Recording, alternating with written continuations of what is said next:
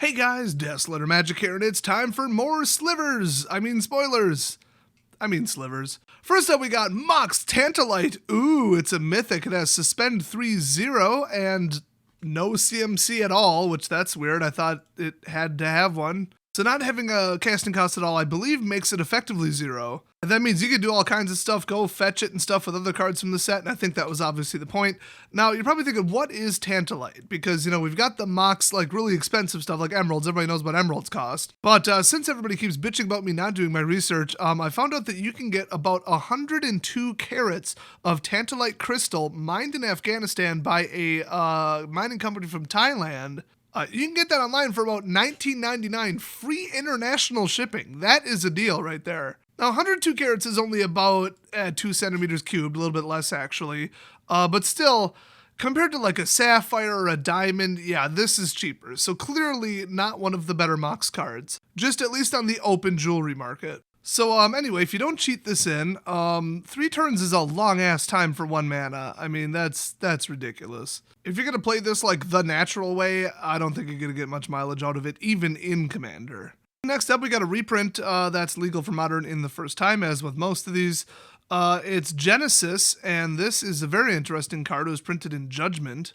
So it's a 4/4 for 5 incarnation, but at the beginning of your upkeep, if Genesis is in your graveyard, you may pay 3. If you do, return target creature card from your graveyard to your hand, not the battlefield, to your hand. Pretty insane card. Now, it does cost 5, but if they really don't want it in your graveyard, you could just swing over and over and over with a 4/4, and they'd have to block it with like a wall or like a 3/5 or a 1/1 or something. I don't know. They'd have to purposely keep it alive. You could, however, self-mill it, so, I don't know. It's an interesting card. Next up, Feaster of Fools. It's a 3/3 for 6, so mega ultra super value town. It does have Convoke, so that's nice. Flying, and then Devour 2, because they just couldn't leave all of the most obnoxious mechanics out of this set. So when this enters the battlefield, you may sacrifice any number of creatures at all. This creature enters the battlefield with twice, thus the 2, that number of +1/+1 counters on it. So if you tap some creatures, you could get like a 3/3 flyer for 3. Ooh, so what? But then if you also put Devour into it, you could get like something just huge. But this is the card incarnation of putting all your eggs in one basket. It's not smart. If you sack 2 or 3 creatures to give this guy a mountain of counters, then they immediately just, let's see, well, it's as it enters battlefield, so I was going to say counterspell it, but that would be a little bit late. But, kill him at instant speed. Ooh, you're in trouble. So not a particularly smart card unless you think you can cover him. Next up, we've got Aladdin, and oh look, Iago's in the picture too. This is the Bazaar Trade Mage, allegedly. It's a 3/4 for 3 flying, which in blue is insane. Those are crazy stats. And when he enters the battlefield, draw 2 cards, then discard 3 cards. And that is not optional. It's a combo enabler that'll get you to the cards you actually want, but also it's a 3/4 creature in the air for 3. That's pretty darn good. So next up, we've got Pyrophobia. This is a 2-cost common sorcery, and it deals 3 damage to target creature. Cowards can't block this turn. So this card has never been printed before, but one other card in the history of the game refers to cowards as a subtype, and it is Boldwire Intimidator from Battle Bond. Now, he was also in Future Sight, Morning Tide, couple others, couple reprint sets and stuff. I think the first Conspiracy, Dual Deck. If this is a dumb mechanic, why they felt the need to reference this, I don't know. Why anybody would ever play this, I don't know. This set has just gone so far off the rails on a crazy train, I don't even care at this point.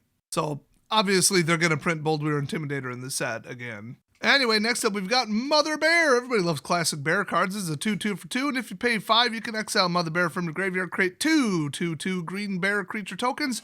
Activate this only anytime you would cast a sorcery. Everybody knows that's how it works in nature. You kill the mother bear, and then she comes back from the dead as 2 younger bears that are also the same power and toughness. Honestly, yeah, like 5's a lot, but a 2/2 for 2 that can come back as double the size later, that's a good option, I guess. 2/2s aren't going to win you the game, though. That's the problem. Now, if you want to see a real bear, we got Ayula, Queen Among Bears. Nice hat. It's a 2-2 for 2 because apparently that's the standard size of a bear in this universe. Legendary, of course, and whenever another bear enters the battlefield under your control, choose one, put a 1/1 counter on target bear, or target bear you control fights target creature you don't control. It's almost like this is meant to work with the other bears in the set. You know, despite the name, this really seems to be the set that's full of just weird, gimmicky, odd things that won't win you a single game of Modern. Well, then mixed in, of course, with overpowered crap that's going to drive everybody crazy. So, interesting. Too bad absolutely dead-ass zero Modern reprints that people actually need, despite the name once again, are in this set. Next up, we got Generous Gift. It's an elephant. And it costs 3, it's an instant, it's white, destroy target permanent, its controller creates a 3/3 green elephant creature token. Clearly you wouldn't want to target one of your opponent's creatures with this. There's probably about 50 better removal spells in white that you could run instead of this. And if you're targeting your own creatures, is a 3/3 vanilla off-tribal creature actually good? No, probably not. This is, yet again, another really dumb card. It'd probably get you some mileage at draft, but that's about it. Next up, Changeling Outcast, because we didn't have enough of these assholes yet. So it's a Changeling, so it's every creature type. That's definitely not inherently broken and subject to getting worse and worse over time. It's a 1/1 for 1, and it can't block and can't be blocked. Oh, that's fair. That's really fair. So give it a bunch of passive tribal boosts and abilities, and then it still can't be blocked. That's just absolutely wonderful. Next up, Splicer's Skill. It's a 3-cost sorcery. Create a 3/3 colorless golem artifact creature token, and then splice onto instant or sorcery, which is kind of like splice into arcane, but way more complicated. So they're going to explain it in this small book that they wrote under it. As you cast an instant or sorcery spell, you may reveal this card from your hand and pay its splice cost. If you do, add this card's effect to that spell. So is there a reaction time in between? Is it considered a no action, like tapping a land? Can it be disrupted? What happens if you counter it? Do you get the spell back? Do you have to counter both? What happens if you clone it? I don't know. I never played when Splice was legal. Why are you asking me? Next, oh boy, Umezawa's back. Everybody's favorite almost bolus killer. I think he did that. So it's a 2-cost instant, and choose one. Target creature gets +2/+2 till end of turn. Fun little ambush. Not quite as good as anything else printed in black, though. Number 2, target creature gets -1/-1 till end of turn. Absolute trash for 2, considering, you know, Grasp of Darkness or literally anything like it. I think that one's 3. How about the one that everyone plays right now that's -2/-2? There you go. And then you gain 2 life. Also, completely not worth it at all. What an absolute garbage waste of a card. I mean, +2/+2 ambush in, you know, draft limited, that's pretty good, but this card is virtually unplayable in Modern. I mean, I think there's like 3 better ambush cards just in like Origins, let alone Standard right now, that are black, by the way. Next up, Glacial Revelation, or as I like to call it, Revelation. It's a 3-cost sorcery. Reveal the top 6 cards of your library. You may put any number of snow permanent cards from among them into your hand. Put the rest into the graveyard. Oh boy, it is just all or nothing with snow, isn't it? Which, by the way, is never going to happen in draft because it's all or nothing. Okay. Next up, Ravenous Giant. It's a 5/5 for 4, and at the beginning of your upkeep, it deals 1 damage to you. Wow. And what's the upside of this? Oh, 1 higher than its casting cost. Wow. Yeah, don't sign me up for this one. I don't want it. Next up, something in some language. Oh, it's possibly translating to Altar of Dementia, but, you know, maybe not. It's a 2-cost rare artifact, not legendary allegedly, and you can sacrifice a creature as the cost for that ability, and then target player puts a number of cards equal to the sacrificed creature's power from the top of their library into their graveyard. So it's like a mill deck that doesn't care that it had blockers. And I said had because, well, they're dead now. I mean, don't a lot of mill decks run like really big, usually flying or reach walls just to like shut down everything? You know, like usually a 0/5 or a 0/6. I mean, I've heard of on-hit mill decks, but then you're sacking the creatures, so this could only finish them. I don't know if there's something here. I mean, you could self-mill. It does say target player, so you could, like, do a death trigger. Oh, now that's in the graveyard, and also I put more in the graveyard. Oh, now I'm going to do something with the graveyard. I assume that's probably more realistic than just, oh, it's a mill card. But I don't know. I hate decks that do graveyard synergy. Can't stand them. So next up, Ayula's Influence. Ayula, by the way, was the bear ruler of the Bear Forest. So this is triple green. Ouch. It's an enchantment, and you can discard a land and then create a 2/2 green bear creature token. That's interesting. I mean, a better thing to do with green is to like double drop lands, but very rarely does green have the sheer draw power to give you more than one land in your hand after the first couple are dropped in the first couple turns. So, oh boy, extraneous lands, you'd really want each single one in play with most typical green decks. And this is triple green, it's got to go in a pretty dang green deck. I mean, that said, you can do some mad combos with this thing where you like draw like 15 cards and then just toss lands. I mean, an army of bears is an army of bears. Okay, I might just build bear tribal because every damn one of these cards is going to be 25 cents. Next up, a guy riding a zebra. Apparently that translates to worthy soldier. And he's a 1/3 human soldier, and you can tap him, then tap target creature. Activate this ability only if a creature entered the battlefield under your control this turn. Let me think. There's, the fan bearer, I think, is better than this, or at least equal. And I'm not going to actually look it up. This is such an insignificant card. Who cares? Theros had a better one. Pacification Array is just a better card. Yeah, this card is just filler trash. Next up, Sissay. Oh boy, Weatherlight Captain. Yay.